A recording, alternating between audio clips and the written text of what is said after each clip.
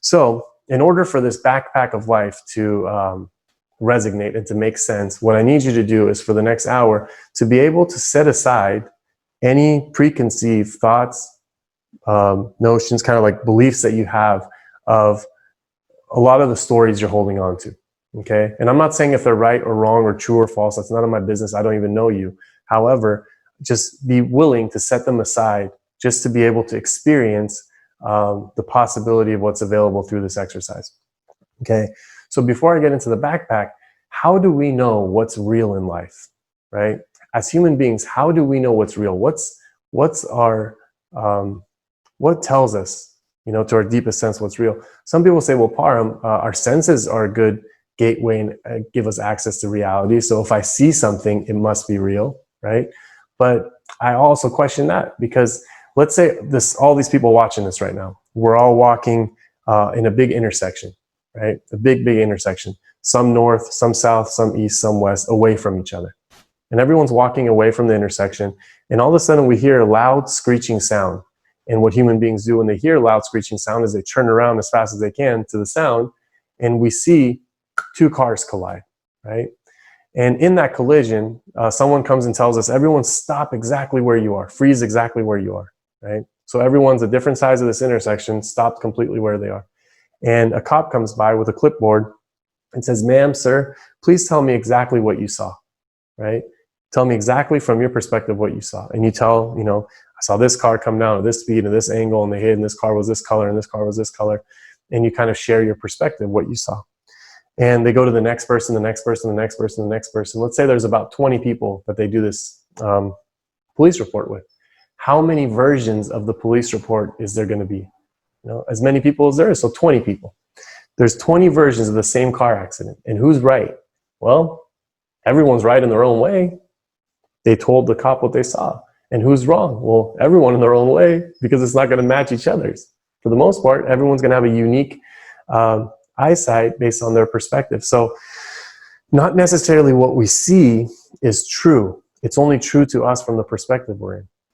And some people say, what if what I hear something has to be true, right? If I hear something, so some kids are product of divorce and they go and on the weekend they're with their mom, they put their ear next to the mom's door and they hear her talking about dad and a certain type of reality is getting formed. And then they go and the next weekend they're with their father and they put their ear next to their father's door and he's talking about mom and it's a different type of reality. And the kid is hearing two different versions of the same relationship. Which one's real? Or if that's kind of too abstract to think, is we're highly polarized right now and politicized and polarized in our society. And let's say there's an event that happens in the news and we're listening to the radio on a conservative radio station and they're sharing about the event. And then we listen to a liberal radio station, they're sharing about the event. And we're hearing two different versions of the same experience, but they're completely sounding opposite. So not necessarily what we hear is true. Some people say, well, Parham, what if what I feel, what I feel must be true because feelings are, they're strong, they're rooted in intuition, their sixth sense is a real thing. It could be. However, the way human beings feel on Monday morning is different than the way they feel on Friday afternoon, right? Just the day of the week can alter the way we feel. The way we feel about our first love in junior high and the person that we sat and wrote love letters to and talked to on the phone till 6 a.m. and that kind of stuff, when you think about him or her right now, that same feeling isn't there. So feelings don't pass the test of time. They really don't. We have to work at them to maintain them. So not necessarily what we see or what we hear or what we feel is true. However, people, and by the way, I have a master's degree in marriage and family therapy. I'm a licensed advanced alcohol and drug counselor. So a lot of these things I'm saying is rooted in professional experience too. This isn't just some sober guy that's talking. People think and believe that what they saw, what they heard, and what they felt growing up was the only possible way that it could have gone down. People think that that's true and there's no changing their mind about it. I have human beings come to my office and sit down in therapy rooms and therapy chairs and tell me stories about then and there, about what they saw, what they heard, what they felt, as if that was the only truth. And they hold on to that for days, weeks, months, years, decades, to this moment. They're holding on to that perspective they had when the original incident happened, for example, right? So the reason I'm saying you have to be open-minded and willing to put some of this stuff aside for this is because as we go through this exercise, you might gain access to the possibility of something different for you, a different reality that is not rooted in the old version of the police report, if you will. All right, so this will be more clear as we follow. And the reason I said I'm kind of excited because in order for me to actually teach the backpack of life, I get to share I'll do like a 15-minute version of Parham's story for you. And the reason I do that is because I'm going to use those examples to demonstrate the backpack of life. So it wouldn't make sense if I just go right into it. It'll be very confusing.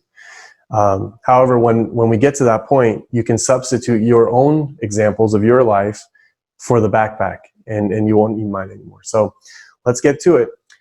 Parham, the man standing in front of you right now, was actually born in Iran. So I was born in Iran in 1983. And Iran at that point was the post-revolution Iran. So some of you watching this may or may not know, prior to 1979, Iran was this beautiful, still is a beautiful place, but it was this beautiful land that was open and welcoming to all Westerners and Easterners, and people traveled there for the culture and the heritage, and the people are just nice as heck, and they're still nice as heck. The people of Iran are really cool, by the way. And they would go there, and world leaders, the Englands, the Great Britons, the United States, they would have forums in Iran, and they would host events in Iran, and it was a place that people would gather.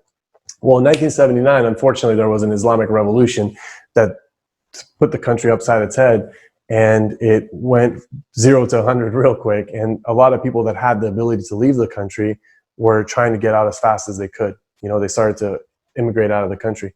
And my family was one of those. However, I was born in 83, so I was actually born during a time of a war. Like, there was a war that started in Iran in 1980, and it went till 1988. So an 8-year war between Iran and Iraq. And I don't remember many of these things, but I know that sirens would go off, for example, when I was a child, or maybe even in my mom's tummy, sirens would go off, and they would have to go downstairs to bunkers and basements and stuff like that because cities were getting bombed, right? Imagine the type of emotional stress that has on an unborn child, right? Or on the mother carrying the child, or the family as a whole, or the society as a whole. Cities are getting bombed. It's not like it's away from civilization. And I came into that world with a lot of anxiety. There's another story of this, by the way, on a sidetrack, is Dr. Gabor Mate, one of my role models I look up to. He was born in Hungary, the country Hungary, and Hungarian physician that he is. And when he was born, it was during the Nazi occupation of World War II. And all of the little Jewish babies, they were all crying nonstop when the Nazi invasion happened. And the moms would call the doctors, and the doctors would say, hey, all of the little Jewish babies are crying right now. And the kids weren't picking up on what was happening around them. They were picking up on the mother's pain, the mother's fear, the mother's anxiety, right? So stuff in history repeats itself all the time. And this happened to a population in the Iranians, and I was one of them. So I was always rooted with a lot of anxiety, and this will be important in my story because of the extents I went to self-medicate this anxiety. And my family, from the time I was little till the time I was about 5 years old, 6 years old, man, we went back and forth to Iran and the US a bunch of times. And finally we landed here in the US when I was about 5 years old, and we were here, and I started to really adapt and become like Americanized, right? So you can tell I could speak pretty good English. That's where I learned it. I was obsessed with like Saturday morning cartoons and AYSO soccer. My whole family's in Orange County. So it was just like a really good experience, happy experience. And when I was 9 years old, my family got back up and moved back to Iran permanently, right? So at 9 years old, we went back to Iran.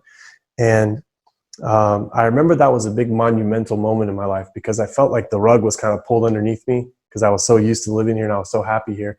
And so a few things happened to me. So when that move happened, I remember feeling kind of depressed and lost and scared because I didn't know, people, I deal with clients that move just from state to state, and it really impacts their life, or they move from school to school and it impacts their life, let alone country to country. And when I went there, it was such a challenging time that I went from being one of the smartest kids in the classroom here to being stupid overnight because in Iran, I couldn't read and write. the language is completely different. They write from the opposite side of the line, and the book opens up the opposite way. English doesn't mean anything over there. And I had to relearn how to read and write at the age of, like 10, 11 years old and stuff like that. And it was a challenge. And there was a lot of bullying that happened there in the schools, especially when I went into the regular schools. And I remember I had a really hard time with my dad as a child, because I was so frustrated and pissed off and upset that we moved to Iran, and I remember seeing my mom. She just wasn't the same way she was in the U.S., because in Iran, females are, oppressed. They have to cover up. They don't have the same liberties that they have out here. And I was away from all my family and friends. I mean, it was a tough time. And what happened was, eventually, when I was 16 years old, so I was there for a whole 6-7 years. When I was 15, 16 years old, we moved back to the U.S. Oh my gosh, what a good time that was, But I remember I went to high school as a sophomore. So I moved into this Aliso Miguel High School, the high school that I still coach high school basketball at. I went in there, and it's a school of 3,500 kids. And I walked in, and now I was this foreign kid that just lived in Iran for the past 6 years. And now I'm in the US, and I'm having the same challenges of integrating as I did going the other way, So I felt out of place. I had a lot of acne on my face. I was full of fear. I didn't have any friends. And when I was 15 years old, and I went with my brother to a party, and it was a big party. They're older than me. And it was the first time that I really, really, really, really got drunk. Okay. I drank a bunch of alcohol. I drank a bunch of hard stuff, some beer stuff, some soft stuff.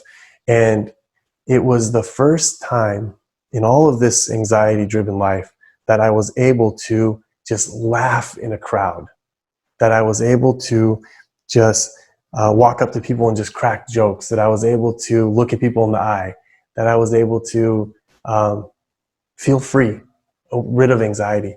And it was just magic. If your loved ones ever tell you there's just something that happens to me that I can't explain, that's the magic they're talking about. And God, I love that feeling. And then when pot got introduced to me, for me, it was just another kind of way to self-medicate the anxiety that I had. I mean, I'm like a perfectionist by nature. So when I couldn't be perfect in life because I was so out of place, it would just take away that anxiety, right? And I can't, sit here and tell you that I just went off the deep end and I started slamming dope and this and that. I really didn't do that, do those things at that time in my life. That's kind of all I did. But in my story, there's a point that becomes important is my mom got really sick. My mom got sick when I was a senior in high school, maybe a little bit after that. And it was related to cancer. And I was already drinking and smoking weed at the time, and I couldn't even get it to go to the hospital to go visit her, and she was there for a bunch of different visits and trips and vasectomies and, the whole treatment that goes with it. And I just couldn't do it because I was so emotionally fearful. And that I've worked with a lot of clients, by the way, that have said when my mom or dad got sick, I didn't go to the hospital. It's not because they're selfish. There's something going on emotionally that they're unable to deal with the pain. And at that point, I crossed the line. So I started using substances that helped me more with the pain that I was feeling emotionally, right? So when you're talking about any type of painkillers, or you're talking about cocaine and that kind of stuff, those things help with not just physical pain, they help with emotional pain too. And I crossed the line that I couldn't come back from. And that's when there was a significant change in my demeanor, the way I talked, the way I walked, the people I hung out with. I was always a decent student, not like a great one, but I completely got kicked out of school, dropped out of school, academic probation, started classes, didn't end them. 20 years old, I was like, I don't need classes anymore. I'm done with it, right? And more arguments, fights with my family. I mean, I consider myself a pretty ethical person, and man, I stole things, and I could say this straight up, and that's not proud of that by any means. I don't say it to glorify it. I still say it with a bit of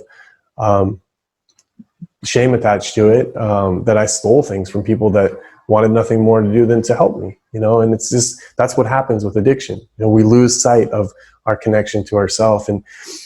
And man, I tried anything and everything. At this point, my life was getting blown up into pieces. And there's another incident too, that I had this relationship, around 20 years old, that I really cared about this girl, and she was unfaithful to me. So looking back now, it's like, all right, but I was really invested. I was all in, and it really impacted the way I started trusting people. And I put up these walls around myself that I wouldn't I'll leave or I'll hurt you before you can hurt me. And that was a pattern that I had with many people for an extended amount of years.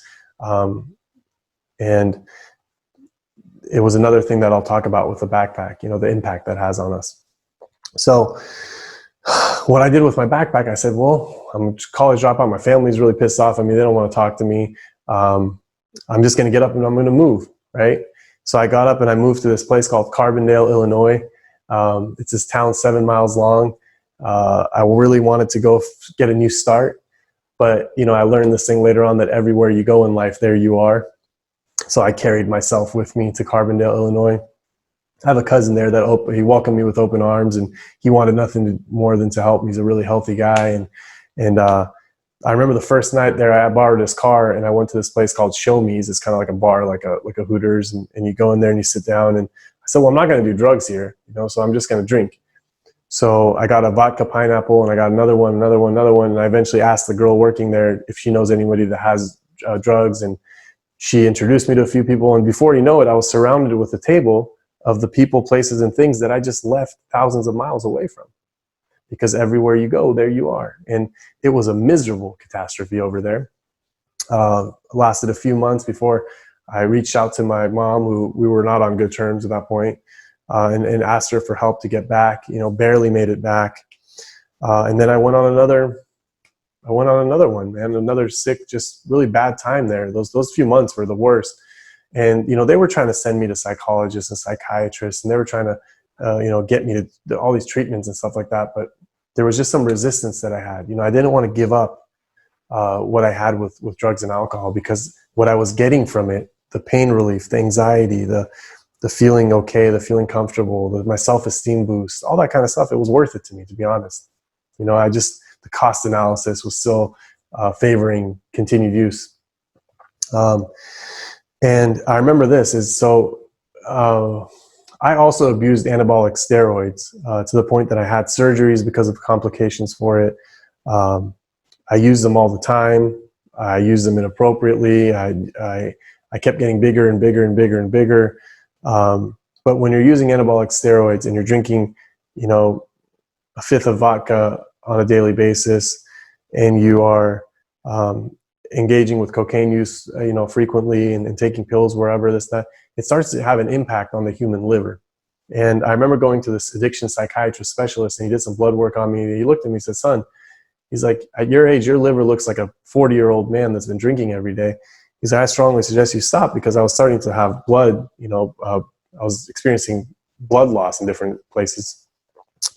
And he said, if you keep drinking, you're going to die. And I remember this is a big moment just to get a grasp of alcoholism and addiction. Is I left his office, it was in Newport Beach, and I drove back and I went to this place called Heaven's Market, which is a liquor store that I was a frequent at. And I bought one of those squishy bottles of vodka, you know, with whatever change that I had. And I remember looking inside the bottle, and I started just bawling and crying looking inside the bottle, because I did not want to drink it. I know this sounds counterintuitive to what I'm saying. I did not want to drink this, but then I just started chugging this thing and crying and chugging and sitting inside my car looking like a lunatic. But that right there is the grip and the choke of alcoholism, right? Continued use despite of negative consequences. That's it. That's the telltale sign. If someone continues using something despite negative consequences, that's addiction for you. And here's the thing, why are they doing it though, right? That's where the value exists. So my mom's illness, you know, sickness, this and that, just stress, all that stuff. My mom got sick, you know, it takes a lot of toll to stay up at night waiting for your kid to come home, not knowing what your kid just did, or if he just stole again, you know, that kind of stuff like that, or having to lie to my dad about what the heck I'm up to in life, or whatever the heck was going on with me. A lot of those days are a blur, and I'm not saying that to minimize them. I legitimately lived a blackout for many years. And my brother calls me one day. Me and my brother, towards the end, we were getting into altercations, we were getting into fights, and he loves me to death, and I love him, and I think it was just too much for him. And you know, we had a couple good ones, or bad ones, but you know what I mean, good ones, because it was eye-opening for me. But he said, man, you're killing mom. You're killing her, dude. Just go get some help. Just go get your life together. And I remember going to this place, and this counselor that I met, his name is Siamak Afshar. He's the owner of a treatment facility out in Orange County, California. And I went and talked to him, and I talked to him, and he was a man at the time, I think it was probably like 25 years sober. And he's been working in the field for a long time. And it was the first time in my life that I was able to talk to another human being, especially like an Iranian male, or just a male in general, a man, father figure, about my drug and alcohol use in a conversation manner. Because here's the thing, the reality of it is, and I've talked to so many parents, and my mom and dad included, like, nobody gets trained to learn how to talk about drugs and alcohol, right? There's so much fear loaded with that statement. If you've never played the piano and they put you in front of a piano and they say play, you're not going to know what to do. And if you've never talked about drugs and alcohol, learned about drugs and alcohol, and all of a sudden your kid's talking about drugs and alcohol with you, you're going to freeze. And no one has the ability to just talk about cocaine and pain meds and drinking and stealing and stuff like that if you've never done it. It's like a very, very foreign thing to do. And I never had that connection with anyone. I had it with him. And he's, by the way, the inspiration that I am, who I am today in terms of counseling. I left his office one of the days saying that one day I'm going to make another human being feel the way that man made me feel, and that was my catalyst to my change. But I remember him telling me, he's like, "Say, son, come into rehab right now." He's like, "Just don't leave. You're really in need for this. This is danger to yourself. This is just, you're in a bad spot. Come in right now. I can help you." And I said, "Man, I'll come in, but I'll come in tomorrow." And that's, they say drug addicts and alcoholics are the busiest people in the world with nothing to do. And that was pretty much the case, that I was the busiest person in the world with literally nothing to do. And but I told him I'll be back tomorrow. And that was June 12th, 2008, right? And that night I went and I got a bunch of alcohol. So I told my family I'm going to rehab the next day. But I got a bunch of alcohol, bunch of pills, bunch of whatever the heck it was, other substances, and used them all conjunctively together. Got very, very looped out and stuff like that, to the point that I needed a hospitalization. In the hospital, my blood alcohol level was almost 0.5. There was multitude of substances in my body, and I was actually suicidal too. One of the reasons why people knew what was going on with me that night and the alarms went off was because I was seeking a gun from some of my friends, and my friends got freaked out and I believe told my brother. And none of this is all, I've heard secondhand. But check this out. So that morning, June 13th, 2008, wow, 12 years ago to this, probably 12 years ago to this moment that I'm talking to you right now, I come to in a hospital, and my mom's there, not because she was there with me the night before, because she's there one more time. And you could tell she's been crying. You could tell when someone cries, their cheeks are all puffy. If they're wearing mascara, it's running down their eyes. And she's looking at me there, and I don't know if she was sleeping at the time or she was just there. And I looked at her and I said, "Man, dude, like, what the hell are you doing to this person?" Because at that point in my life, I didn't care about myself. It's like, if you're that depressed and that suicidal, it's not like you're saying, "Well, what am I doing in my life?" That ship is already past. I looked at her, I said, "What am I doing to this person's life? Like, what did she do to deserve this 24 years ago, saying like 24 years from now, I want my kid to run my life through the ringer and I'm still going to be there in the hospital for him," And there's a quote that I'm going to lead into the backpack now. And that quote is this. It says, "When suffering loses its value, healing becomes instantaneous." So when suffering loses its value, healing becomes instantaneous.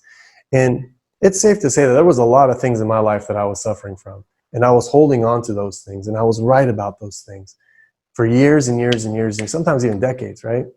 But all of that, in comparison to that moment with my mom, that powerful moment, didn't come in comparison. It was just like, didn't mean anything compared to that. And I wanted to let go of the stuff I was holding on to. And that's where this backpack becomes a wonderful exercise, because I'm actually going to demonstrate how I was able to let go of the stuff I was holding on to, but more importantly, inspire you to take a look at your backpack and find out what it is that you may be able to let go of, right? And just before I get into the backpack, because I do have some time, let me just share with you quickly in a minute or two how my life has been since sobriety, because anytime you share your story with others in the recovery realm, you always want to share your experience, you want to share your strength, and you want to share your hope.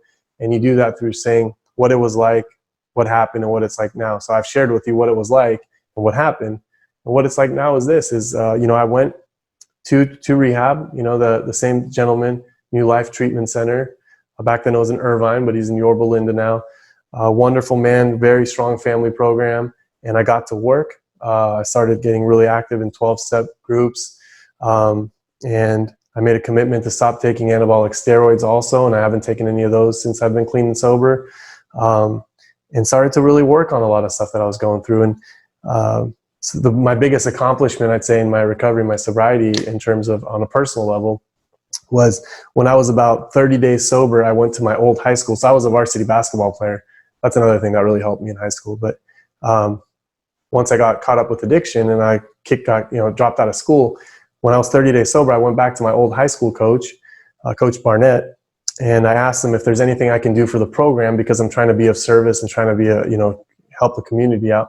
He's like, well, you can come here and just help clean up and sweep and just be around the program. You know, I remember you, I care about you and this and that. And a few days after that, the head freshman coach, Coach Chapman, said that, hey, I want to retire because I want to watch my son play freshman basketball. I don't want to coach him. I don't want to coach my kid. And then Coach Barnett asked me, he's like, hey, Parham, do you want to be the head freshman basketball coach? I was like, sure, man. I mean, he didn't know exactly how recently sober I was. And I said, sure. And so I became the head freshman basketball coach at Lisa Nagel High School. And now I had something bigger than my recovery. I mean, I had a bus full of kids that counted on me to be there for every practice and every game and this and that. Turned out to be the best thing that ever happened to me. I've been coaching there for 11 seasons now, 7 of which I was the head freshman basketball coach. One of the years we went 29-0. But I'm the assistant varsity coach now, and I help with the mental health aspect of basketball, and I help with the psychological aspects of it, and self-care and communication. So that's what I'm really proud of that thing. But so I did that, and then I went to drug and alcohol counseling school, you know, and I remember taking my 90-day chip in a community college class. I remember first telling my mom and dad I want to go be a drug and alcohol counselor. They thought I was out of my mind, because prior to that I was a political science major, and I wanted to be a lawyer, you know. So now I went from a lawyer to a drug and alcohol counselor. They were supportive though, you know, and I did that, and I went on and got my bachelor's in human services, and I got my master's in marriage and family therapy. And, you know, I've been working at Buckeye Recovery Network for 7 years now. I got married this past year, got a couple pets, you know, they're like our kids. And I live a really good life. And I'm not saying that to brag about it. I'm saying it because that's a byproduct of a one day at a time commitment to a new way of life.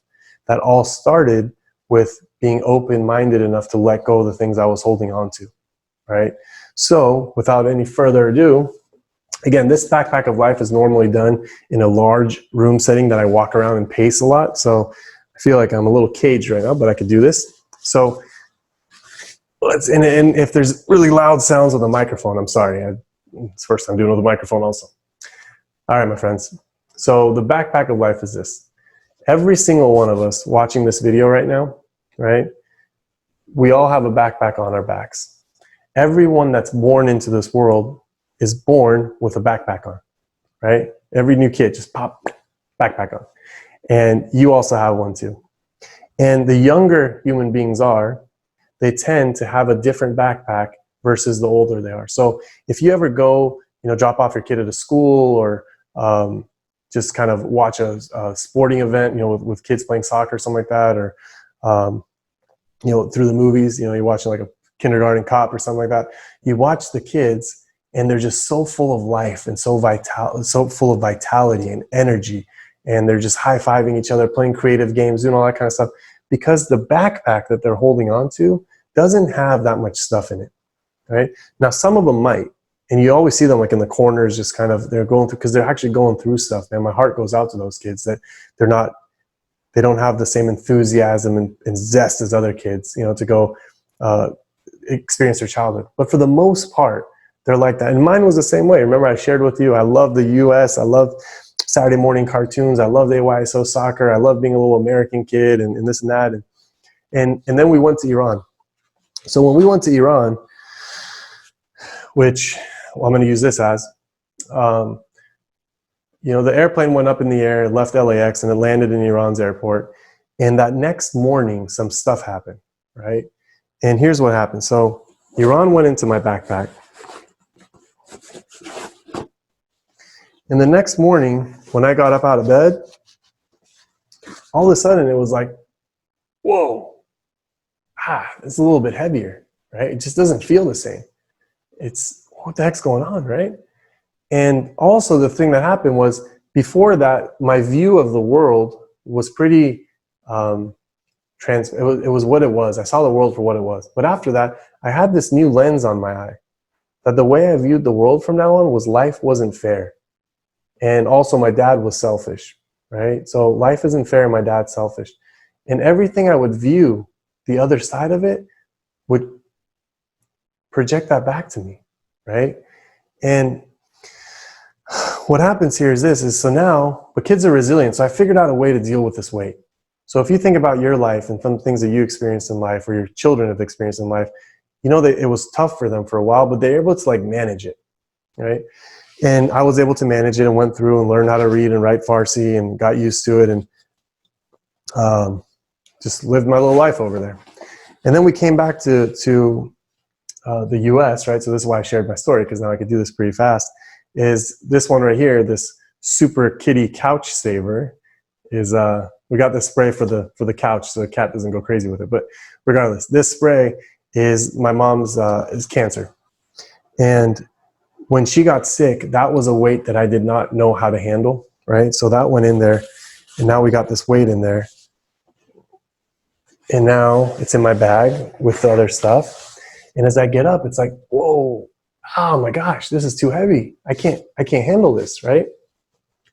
So now enter drinking. So now when I drink, it's like, oh my gosh, oh my God, my back feels good. Oh, that's not too bad. I got this.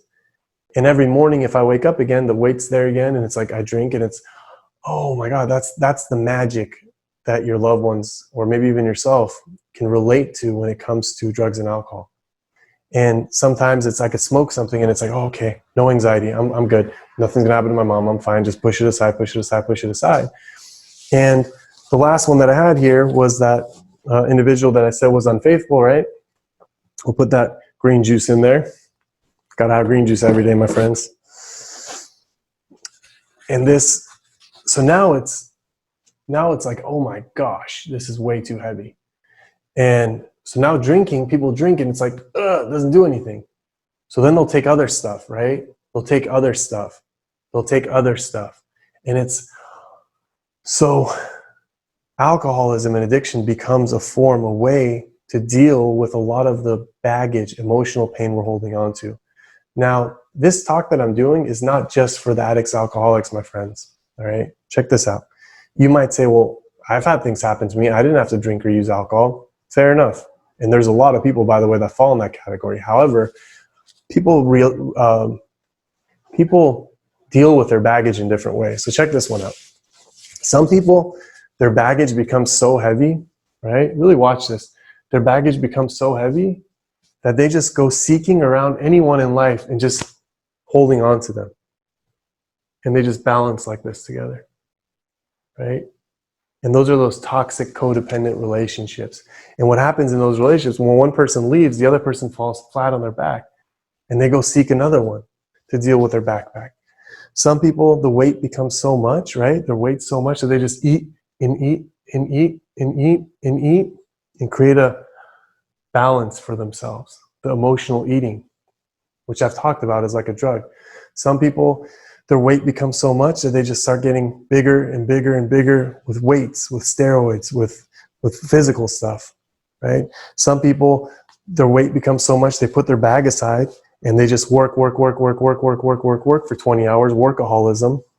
And it goes, some people, their bag becomes so heavy that they load up their hands with shopping stuff. Shopping bags, man, just shop, retail therapy, until they put the bags down and the weight just cripples them again, right? So if you don't act out with drugs and alcohol to deal with the weight of the bag, see how you deal with the weight of the bag, right? And so my bag was getting heavier, and with my going to Iran was life wasn't fair. With my mom getting sick was there is no God, because if there was a God, she wouldn't be experiencing that. With the girl that was unfaithful and cheated on me, there was another one that said, you can't trust people. So I'm viewing life and viewing the people in it through lens, that's distorting my reality, right? And this bag's getting heavy and I don't know how to deal with it. And I said, well, it's not me. I need to move. So I moved to Carbondale, Illinois. And remember I said, everywhere you go, there you are. Everywhere you go, so is your bag. You take your bag with you. You take your views with you. That's why everywhere you go, the world appears the same way, right? And I came back and fast forward to my story. The reason I shared my story was to be able to fast forward to it. Is I'm in my hospital, June 12, 2008. I'm laying in my deathbed, holding on to everything as tight as I can. Life isn't fair. My dad's selfish. There is no God. Can't trust people in life. And I'm in my deathbed. And when I saw my mom's face, right, and I looked at this stuff, remember the quote, when suffering loses its value, healing becomes instantaneous, right? This stuff, the suffering, lost its value to me. And the healing process started to become instantaneous. So what happens is this, is some people say, well, if you're holding on to the past, just let go of it. Have we tried that? You know how hard that is? As a licensed therapist, I'm telling you, you can't just let go of your past. There's too much connection, emotional involvement, too many memories connected to it. So this is what you have to do. And I learned how to do this through the treatment process, is you take out the items from your bag. When you want to truly let go of them. And by the way, if you don't want to let go of the stuff in your past, not even the greatest psychologist, psychiatrist in the world can do it for you. Go pay someone $1,000 an hour and they're not going to help you. You have to be ready and willing to do it. So you take out one of these items, and I'll share with, I'll share this one with you, which we called this one Iran, right? So remember in the beginning of this talk, I said, how do we know what's real? What we see, what we hear, what we feel. How do we know what's real? So the story of Iran that I have on this side of the story, which is my version of it, is, you know, I shared with you, I thought my dad was selfish. I thought that life wasn't fair. I went to Iran. I lost all my friends. I was stupid I couldn't read and write, all that kind of stuff. As a perfectionist, that's hard not to be able to read and write, I'll tell you that.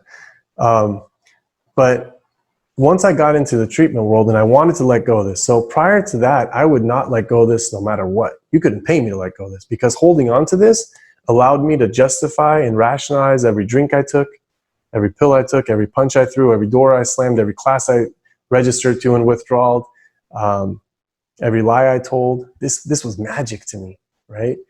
And so I'm sitting in treatment, and my dad comes to family group. And again, my mom and dad, they at the time, they weren't well versed with any of this treatment stuff or recovery stuff or addiction stuff. I mean, zero experience, personally or professionally or anything like that. I'll talk a little bit about them towards the end of this talk, because they've the same amount of transformation they've had too in their lives, which is just, it's a beautiful thing. Family recovery is a really beautiful thing. That's why I'm so passionate about these every Saturday. I dedicate the Saturday morning of my life to this, because I know what's possible for families if they just choose to engage at this level. So this was Iran, right? And my dad's sitting there in these family groups, and he says, you know, let me tell you about my dad first of all. He's the oldest of 5 children. He's got a younger brother and 3 younger sisters, and all of them were living in Orange County, California at the time. And you know, they were just kind of all immigrated out here after the revolution, and just kind of established some roots here.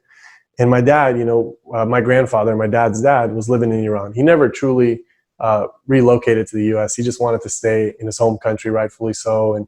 And some things about him, I mean, I consider him one of my role models in life, humanitarian, philanthropist, helped out so many human beings in life, helped out so many families in life, just good human being all around, sent all of his kids to the US and Europe and stuff like that to get educated. And imagine that being your father, right? So my dad, so I'm looking at him as a selfish man, selfish, blah, blah, blah, this and that. When in rehab, he told me, he's like, son, I just wanted to go be with my dad and support him in his last years of life. You know, my grandfather was getting older. He didn't have anyone around. He had diabetes. I had a grandma that had a plethora of illnesses. My dad, as the oldest son, felt obligated to go to Iran and be with his dad on his last dying years, right? So my side of the version, right, my side of what I saw, heard, and felt, my dad's a selfish prick. His side of it, my dad is a selfless person that actually wants to go support someone that needs the support. Now, who's right? Both of us? Who's wrong? Both of us? And all of a sudden, I'm presented with a choice when I want to let go of this, because this box is also painful, man. Holding on to resentment for a lot of years is painful. When I said I'm no longer going to hold my view of seeing my dad as a selfish person and viewing the world as life isn't fair and all that kind of stuff like that, I was able to take on my dad's side of this, what my dad told me was his truth. And I made it my truth, because there is no absolute truth, you know? And this box will never go away. You can never go back and take away what happened in Iran or the feelings that I had or the experiences that I had. You can't do that, you know? But by changing my perspective, by looking at different perspectives and changing the perspective that I have, I was able to effectively lighten the load, the weight of this thing. It will always be in my bag, but the weight of it is significantly less. So what happens in a case like that is, now when I put it on my bag, the weight is like, all right, that's not so bad. And then when the weight's not bad, I don't need to cope with it with substances, destructive behaviors, unhealthy and coping skills. I can just be more free, right? And you go through another one of these things, and I'll just go through one more. Let's just say my mom's cancer right there, and my mom's actually watching this. So thankfully she was fortunate enough to catch it early enough that, you know, just through the vasectomy and all that kind of stuff was enough, and it didn't truly come back. But at the time she was going through it, I'm sitting in rehab, and I'm telling the guy, the counselor, and I used to wear bandanas and jerseys, and I used to just be a mess. And I used to tell him, you know, life isn't fair, man. This is BS. And, you know, my mom's an angel, and there's all these people out there that are assholes. Why is this happening to me? And why is this happening to her? And I was just so angry and livid. You know, he had examples of people that had just passed away from cancer. He said, son, how is it fair? Well, how come other people's moms, dads, aunts, uncles, brothers, sisters, siblings, spouses can get sick and die, but when it happens to you, life isn't fair? Right? When it happens to you, there is no God. And all I'm hearing you is say, why me, why me, why me? I have a question for you. Why not you? Why not her?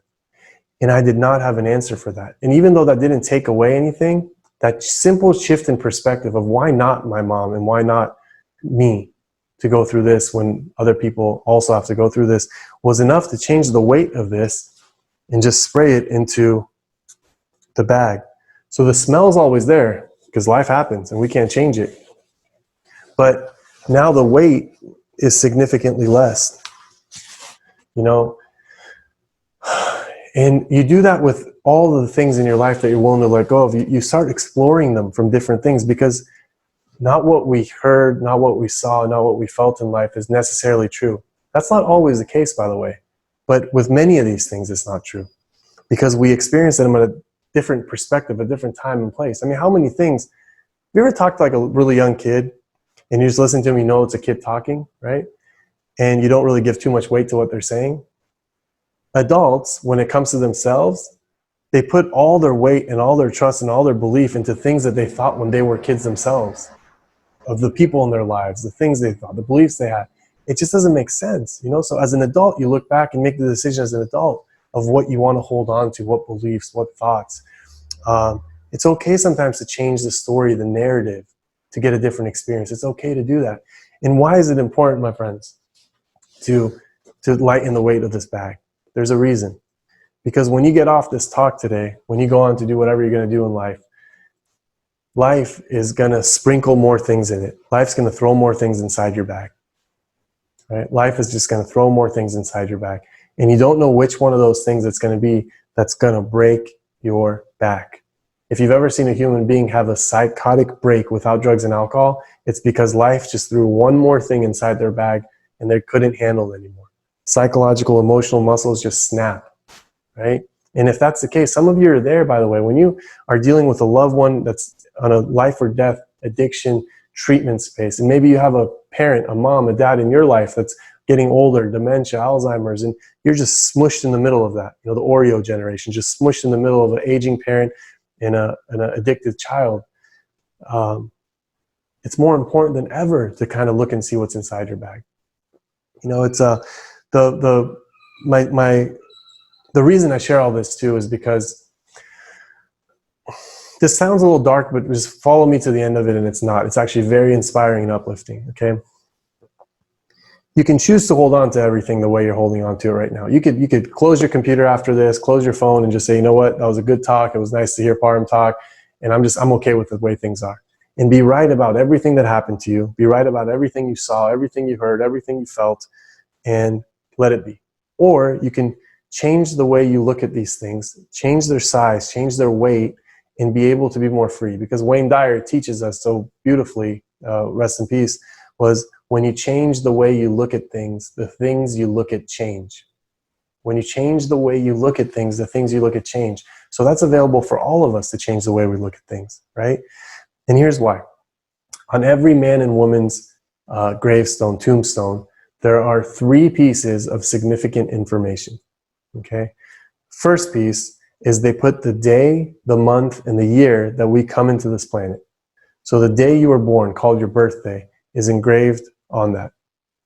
The second piece that they have is the day, the month, the year that it all comes to an end. None of us watching this have one of those right now, and hopefully it doesn't come for a long time so we can continue to enjoy this journey together. But that's the death date. They also blast your name on that thing so people that come by, they know who that belonged to. Fair enough? So your name's on it, your birthday, your end date. Everything you've ever experienced in life, right? Everything that exists inside of your backpack. Everything that you currently are experiencing in life. And everything that you ever will experience in life. When it's all said and done, it's summarized in a little dash. It's 1.5 inches on a piece of concrete in between those 2 dates. It summarizes this whole experience. Now, the part that is inspiring to this is, and hopefully it's going to motivate you to change, is how much longer are you going to hold on to everything inside your bag, thinking and believing that that's the only possible way it could have happened? When are you going to start exploring different possible versions of reality that may feel a little bit lighter, that may empower you a little bit, that might create some more room so you can fill your bag with more beautiful experiences, right? Because at the end of the day, when that day comes, and it's inevitable for all of us, right? People can either show up to our memorial, right? Show up to your memorial, and if you held on to everything and you're right about everything, chances are you'd live a life of disconnection, maybe of resentment, of maybe isolation, of maybe just illness, psychological, physical, and there'll be a few people there to celebrate your life, but not because they're there because they want to be there, but they're there because of obligation. They're there because they happen to share the same last name as you. They're there because they thought that maybe I'll get a free meal out of this one. People do that. They're there because they freaking have to be there. But if you change your perspective on these things and say, you know what, I want to live free, I want to make an impact in this world, I want to leave a legacy, that day will be packed with human beings, tens, hundreds, maybe thousands of people, not because they're happy to see you go, because we've all lost people in life and we know that hurts and there's a grieving process with it, but because that little dash, that 1.5 inches on a piece of concrete, made their world a better place to live. And that's what this whole thing's all about. If you're watching these, I hope that you're trying to figure out, how can I improve myself, the way I live, the way I relate, the way I engage with others, so I can go make this world a better place to live. And if we all do that, this place will be a better place to live. And that's what this is all about. That's what recovery is all about, right? Recovery isn't about just selfish things, man. It's about, how can I use this transformation of self to help transform the lives of others? And that's why this backpack's so freaking important. And I hope that you got this message from it. I hope that you benefited from it, because it is something that I'm very passionate about. And some things about my parents, and I'll close with this. Mom and Dad, they're going to their house today. They have both been pillars in my recovery and my sobriety. I love you guys both so much. And they, you know, so a good side note about them is, after I stopped going to the intensive outpatient treatment and all that kind of stuff, they continue to this day be willing participants, active participants 12 years later in the same family program that I went through. My mom has a bunch of sponsees. My dad's always of service and helping with retreats and that kind of stuff like that. So that's what I'm saying. The family transformation is possible. I'm grateful I get to take my pup and my wife over there today. So thank you for your time and watching this today. Next week, like I said, we're going to be talking about trauma and addictions. And if you have any questions about anything I brought up today or anything that you want to see in the future, feel free to write some notes. There was a lot of nice comments today about people saying congratulations and stuff like that. And thank you for having this every Saturday. You can count on me to continue doing it every week. I love you guys and talk to you guys soon. Bye-bye.